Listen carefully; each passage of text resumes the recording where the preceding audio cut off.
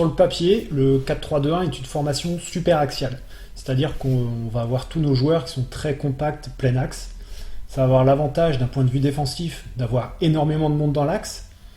Et donc, avec ce milieu densifié, on va être un petit peu partout, c'est-à-dire qu'on va être très vite sur l'adversaire, mais aussi on va avoir cette capacité à couper les lignes de passe, à isoler l'adversaire. Donc si on se remet sur notre tableau, avec nos joueurs, les bleus et les roses, on ne change pas une équipe qui fait match nul, on retrouve notre dispositif, on va retrouver cette particularité du 4-3-2-1, ce qui était une force du point de vue offensif, sera peut-être une faiblesse du point de vue défensif. C'est bien sûr les trous laissés dans les couloirs. On voit ici nos défenseurs repositionnés. L'adversaire dispose de cet espace libre. On voit, si on anime un petit peu plus notre tableau, on imagine une montée couloir avec notre défenseur ici, voilà, qui est monté très haut, et on imagine même qu'il a dépassé son milieu de terrain. Si on obtient par l'adversaire une récupération du ballon, on s'aperçoit que très vite, l'adversaire, je prends mon stylo, l'adversaire va pouvoir profiter de toute cette zone ici dans le dos de notre latéral qui est monté. Donc ça va être un des gros points à régler dans notre animation défensive, chose qu'on va voir un petit peu plus tard. En phase défensive, avec ce système en 4-3-2-1, la grosse difficulté, ça va être de défendre dans les couloirs et de défendre sur la largeur. On va voir que c'est pas si facile. Donc avec ces montées de défenseurs dans le couloir, on peut très vite souffrir sur un renversement de jeu de la part de l'adversaire. On verra, je vais rappeler le système de coulisses aussi qu'on a vu dans la partie offensive. On va la retrouver aussi dans la partie défensive, ça va être un désavantage dans un premier temps. On verra qu'on s'en servira aussi autrement pour se placer sur le terrain. Mais dans la partie désavantage, on peut voir que si notre bloc est venu coulisser sur le couloir droit, on va se retrouver avec une zone ici très libre. Et si l'adversaire a la faculté, la possibilité de renverser le jeu très vite, on va voir que c'est dans ces moments-là que notre système en 4-3-2-1 va connaître un moment de faiblesse. On va devoir avoir un pressing suffisamment efficace, coordonné et cohérent sur l'adversaire si on veut éviter de se faire déborder rapidement dans les espaces laissés libres. Alors on va le faire avec une animation. Je repositionne mes petits bonhommes.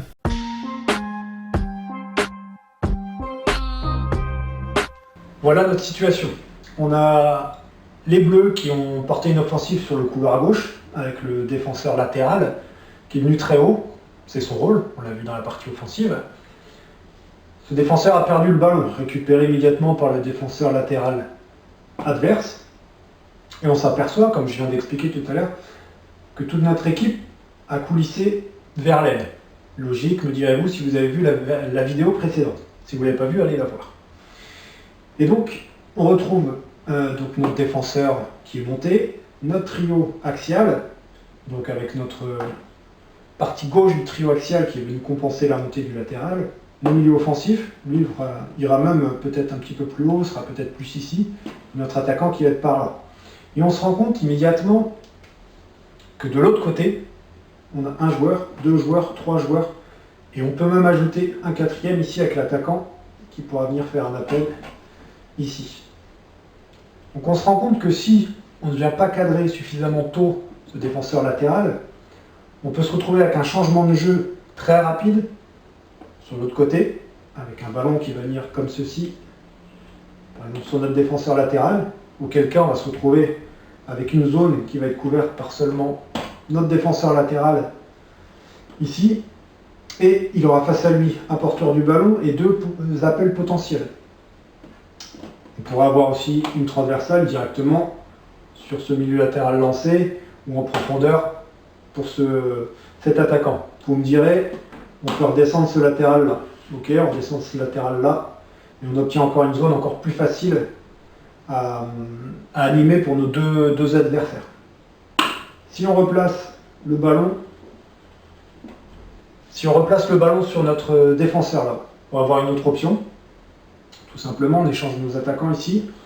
On va mettre un axial et un qui va profiter de la montée de notre défenseur latéral. Il va venir proposer dans le couloir, dans le dos de notre défenseur. C'est là qu'est le danger. Et on s'aperçoit ici avec un défenseur, par exemple, notre central qui a décroché, ou même notre gardien, qui pourra venir ici demander le ballon. On s'aperçoit que On va avoir une tendance à monter d'ailleurs, à être attiré par le ballon. Et on se retrouve avec 3 joueurs ici, sur le côté. On peut imaginer une relance, un ballon gardé, ou bien encore un ballon joué en déviation sur l'autre attaquant qui va pouvoir partir dans le trou. On va se retrouver avec une situation 2 contre 2 dans cette zone-là, parce que lui va être un petit peu éloigné. Ou bien encore une remise ici couloir avec ce joueur qui sera lancé dans le dos du défenseur. Donc les difficultés, ça va être ça. Ça va être couvrir l'espace dans le dos du défenseur qui a animé l'action, mais l'espace aussi de l'autre côté, puisqu'on aura notre bloc qui aura coulissé du côté de l'animation de l'action.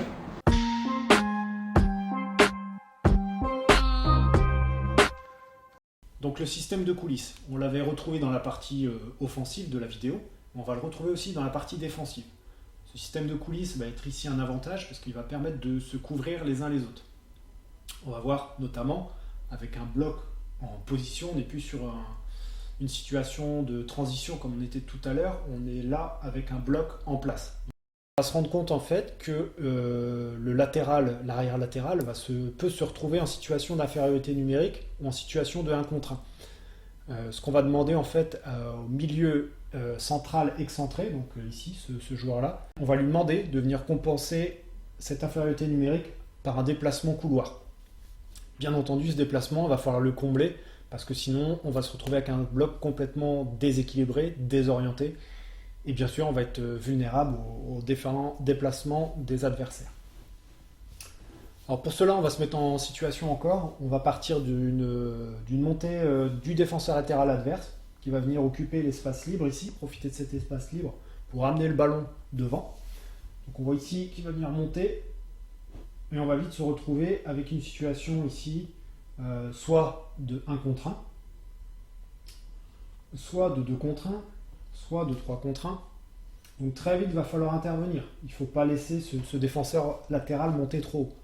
Donc on va demander à ce milieu de terrain axial de venir cadrer le défenseur. On ne lui demande pas d'intervenir et de se jeter. On lui demande de cadrer pour ralentir l'action. Et on va demander aux autres de coulisser. Donc on s'aperçoit ici que notre point de base va coulisser. L'autre milieu axial coulisse aussi. Et on va demander aussi au milieu offensif de venir aider. Donc on peut imaginer un cadrage à 2 pour empêcher les lignes de passe et forcer l'adversaire à revenir. Auquel cas on aura notre attaquant ici qui pourra venir exercer un pressing sur l'attaquant. Et puis l'autre milieu offensif ici peut empêcher aussi le numéro 6 dans un 4-4-2 losange de venir reproposer une solution. On s'aperçoit de suite que le jeu est cloisonné dans cette partie du terrain et donc l'adversaire ne peut plus progresser. Il est obligé de repasser derrière, il va perdre du temps et en plus il se sera fatigué à monter le ballon pendant que nous on aura juste simplement cadré l'action et effectué des petits déplacements très simples.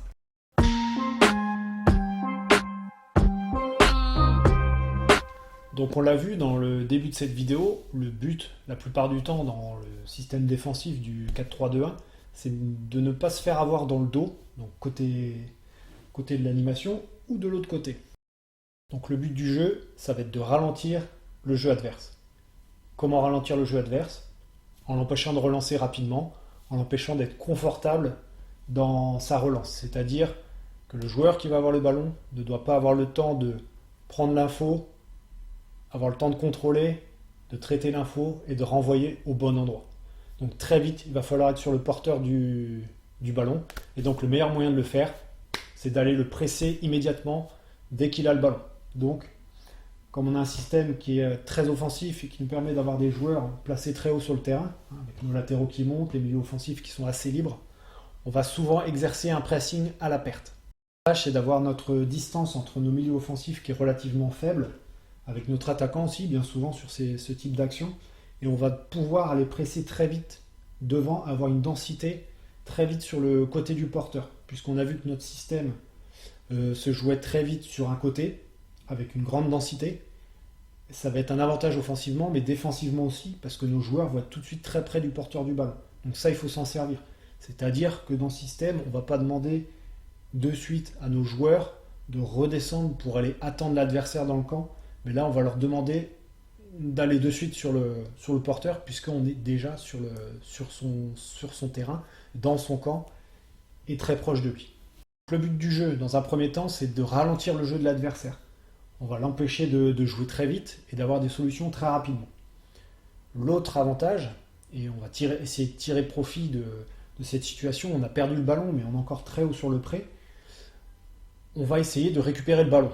Comment on le fait? Sur un pressing, bien entendu on cadre le porteur, mais on va essayer d'intervenir à un moment où on aura isolé le porteur, où lui ne sera plus capable de trouver une solution facile, pratique. Dans ce cas, on profitera d'un temps trop faible pour l'adversaire pour jouer un ballon, c'est-à-dire qu'il va recevoir un ballon par exemple dos au jeu, il va être isolé dans cette zone, on imagine qu'il reçoit ce ballon, dos au jeu dans cette zone, on voit qu'il n'a pas grand temps pour intervenir, on lui a laissé un petit peu de place quand même, mais sur le temps de passe, ici, on sait qu'il va être dos au jeu et très vite il va devoir par exemple donner ici, et donc il va falloir une maîtrise technique, une prise d'info qui va se jouer en un quart de seconde. On voit que sur le temps de passe, avec notre milieu offensif qui est déjà très haut, lui va pouvoir venir cadrer tout simplement. Dans un premier temps, pour lui mettre la pression, il va avoir le ballon qui arrive, et donc notre milieu offensif peut à ce moment-là intervenir sur un faux contrôle, imaginons. Il n'a pas assez de temps ou d'espace pour réaliser ce bon contrôle. Notre milieu offensif est directement présent et va venir récupérer ce ballon.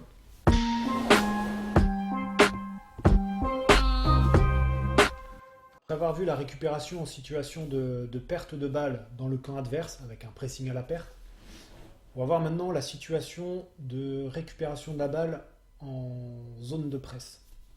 Donc là, on va exercer un pressing qu'on va appeler défensif, même si on va être très haut sur le terrain. Le principe de base de ce système en 4-3-2-1 pour défendre, c'est de défendre en avançant, d'aller toujours chercher l'adversaire. On le fatigue à la possession de balle, mais on le fatigue aussi quand il a le ballon. C'est-à-dire qu'on va l'orienter sur un côté pour le bloquer, pour qu'il aille rechercher une solution d'un autre côté. On n'a pas le ballon, c'est l'adversaire qui l'a, mais c'est lui qui se fatigue. Donc là, une situation toujours de possession de balle adverse, et on va voir que en s'organisant bien, on va réussir à isoler l'attaque adverse, et même on va pouvoir aller le contrer. Donc on va demander principalement, je vais prendre le stylo, je reviens. Donc en reprenant les caractéristiques de notre système de jeu, on s'aperçoit ici qu'on a un départ d'action avec nos arrières centraux adverses. On a notre pointe qui va travailler, comme on l'avait expliqué dans la partie offensive, notre attaquant d'axe, le seul attaquant théorique, on va dire, n'est pas chargé d'aller défendre sur toute la largeur du terrain, mais on va lui demander de cadrer deux défenseurs latéraux ici, dans les cadrer et en les empêchant de jouer dans l'axe. C'est-à-dire qu'on veut les forcer à dégager le ballon sur un côté, pour après utiliser le système de coulisses pour venir isoler le système adverse. Ensuite, une fois qu'on a forcé l'adversaire à jouer sur un côté, nous, qu'est-ce qu'il faut faire derrière? Eh bien derrière, on va fermer les couloirs. C'est-à-dire qu'on force à jouer côté, mais il ne pourra pas jouer côté. Le but, ce sera bien sûr de récupérer le ballon. Le but, c'est d'inciter encore l'adversaire à faire une décision, c'est-à-dire on va forcer l'adversaire à utiliser son milieu axial, ou ses autres joueurs, on va les forcer à décrocher. Et le but, c'est quoi? C'est justement de forcer un joueur à sortir de sa zone pour nous, après, avoir du champ pour venir le harceler. Donc avec qui on va le harceler? Toujours avec nos deux milieux centraux excentrés. Donc s'il lui sort ici pour réclamer le ballon, nous avons ce joueur-là qui va venir le presser de suite pour pouvoir récupérer le ballon. Ça va amener quoi? On peut imaginer que on a ce joueur qui vient en pressing, mais le deuxième aussi peut venir en aide. On va avoir une très très forte densité sur le porteur du ballon qui va avoir qu'une seule touche pour remettre. On imagine que il reçoit le ballon, il remet une touche ici, on va avoir un des deux qui va arrêter son effort. S'ils étaient partis à deux, s'il était parti tout seul, on serait dans cette situation-là. Et donc on va demander au joueur venu exercer le pressing de poursuivre son effort, c'est-à-dire qu'il vient ici presser le futur porteur du ballon, mais au moment où il fait sa seule touche, à laquelle il aura le droit, on demande à celui qui est venu au pressing de poursuivre son effort sur le défenseur central. On demande à l'autre milieu central de venir combler ici. On se retrouve à comment? On se retrouve situation de supériorité numérique en notre faveur, avec en plus l'attaquant axial qui peut venir ici bloquer les lignes de passe. Notre défenseur central adverse se retrouve avec aucune solution ou une solution catastrophique, un dégagement sans précision, un retour avec le gardien, auquel cas on pourra venir re-exercer un pressing. Si on a le ballon, on peut transformer ça en action de but. Si on ne l'a pas, on aura toujours empêché l'adversaire de remonter le ballon, il se sera fatigué et sur la prochaine action, il ne saura pas quoi faire.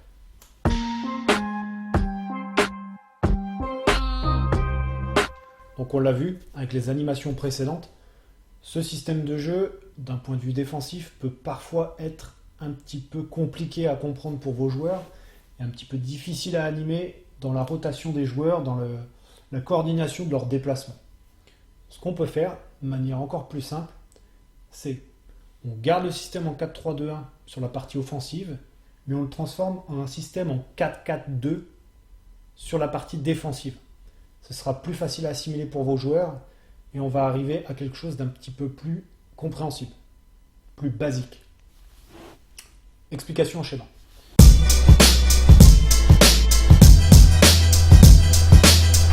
Voilà, on se rend compte qu'en fait, en modifiant simplement un positionnement qui va être assez facile à faire, on va avoir un système facile à comprendre et des joueurs qui connaîtront leur positionnement facilement.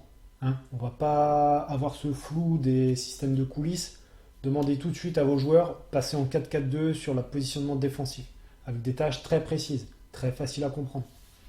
On le voit ici, on est passé d'un 4-3-2-1 en 4-4-2. On retrouve notre ligne de 4, notre deuxième ligne de 4 avec notre axe à plat, et nos deux attaquants qui vont se positionner de la sorte, avec neutralisation du meneur de jeu bas adverse, et neutralisation des défenseurs latéraux. On retrouve notre situation en avant, on peut la retrouver avec ce pressing où on empêche le joueur de se retourner face au jeu.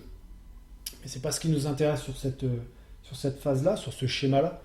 Ce que je veux montrer, c'est le passage du 4-3-2-1 en 4-4-2. On est dans un 4-3-2-1 comme on l'a vu depuis le début de nos vidéos. Et si vous ne l'avez pas vu, allez voir la première vidéo.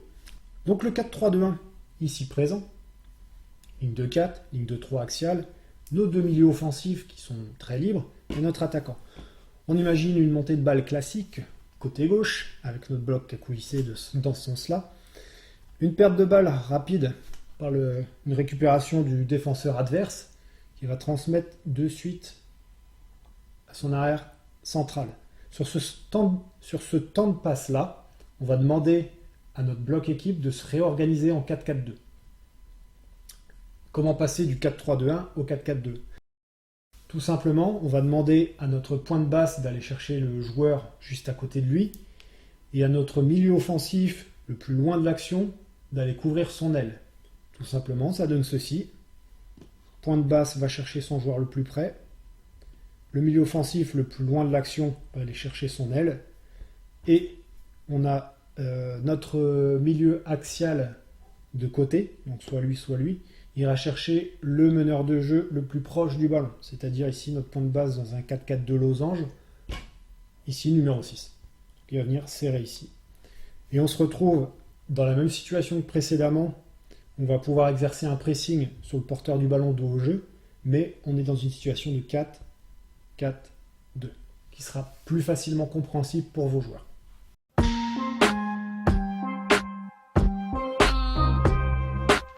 Pour résumer la partie défensive de ce système en 4-3-2-1, on peut simplement dire que, contrairement au système de jeu classique en 4-4-2, par exemple, ou en 4-3-3, on va demander à nos milieux offensifs, latéraux offensifs, de venir faire des couvertures sur l'adversaire. Ici, on va demander principalement à nos trois axiaux de s'habituer à subir des situations d'égalité numérique, c'est-à-dire qu'ils vont se retrouver bien souvent en 1 contre 1 à devoir aller chercher l'adversaire.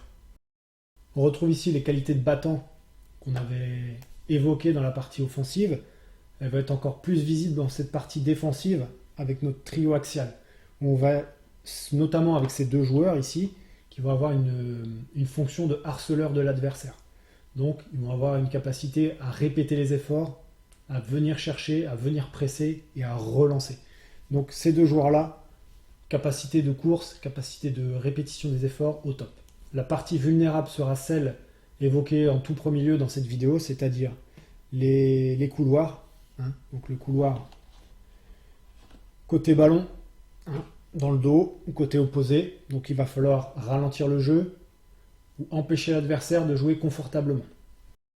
Et si l'équipe peine à se placer en 4-3-2-1 dans la partie défensive, si dans un premier temps le positionnement, l'animation est difficile à comprendre, vous pouvez très simplement transformer ce 4-3-2-1 dans la partie défensive en 4-4-2 avec des mouvements et une synchronisation simple à comprendre.